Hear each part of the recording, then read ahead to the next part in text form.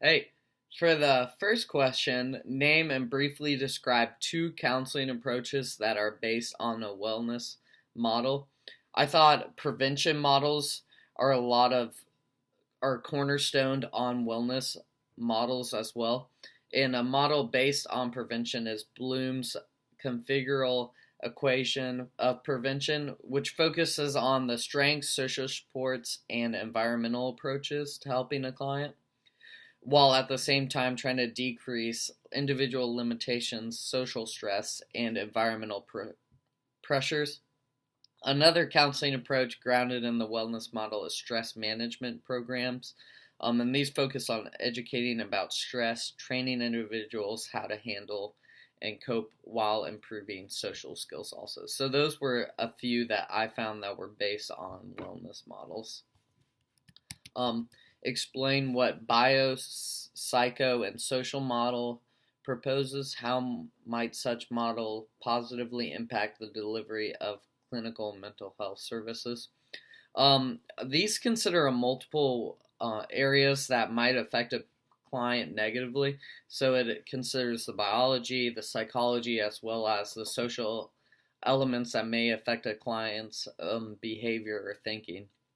So I thought it was really important because it considers multiple areas rather than just one specific area that a client might be struggling in. Um, what stood out to me was like the social dynamic in it. It considered family issues that might be going on within a client that might affect them. So that's just one example of an area that is considered, as well as biology and psychology of the client also. So it considers just multiple areas instead of just focusing on one specific one.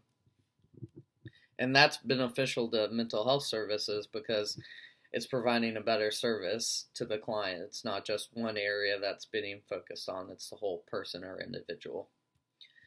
For the first question about the podcast, how does the speaker define spirituality and religion? Write in your own words, not exactly what she said. I thought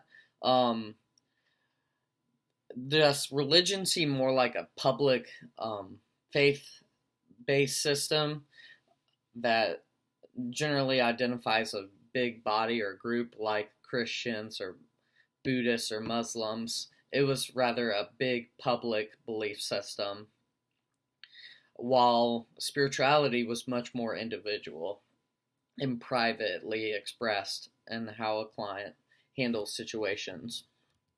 And it wasn't tied to a religious group exactly, which was interesting, and it wasn't vice versa. So a person could display spirituality, but not religion, and vice versa.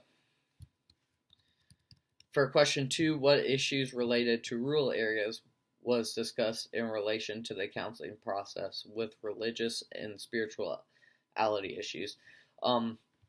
A big one was just the client might have limited support structure if they are in a rural area. For the counselor, they might have trouble referring them to nearby counselors because since they don't have much support, there might not be counselors that are qualified or well versed and knowledgeable about that specific religion or belief system.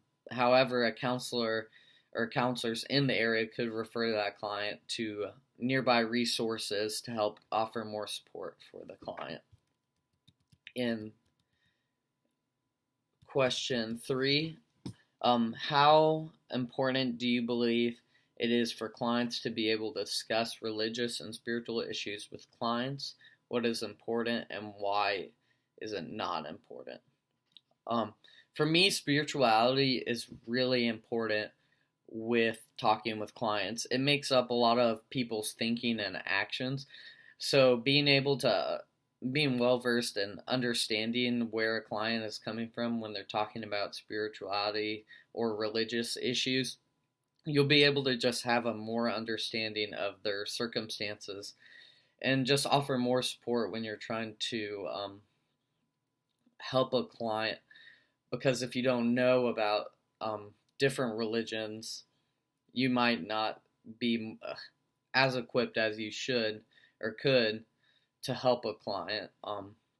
So being well versed will give you just an insight to people's thinking and actions, because spirituality and religion can often incorporate reasons behind why people act or behave the way they do.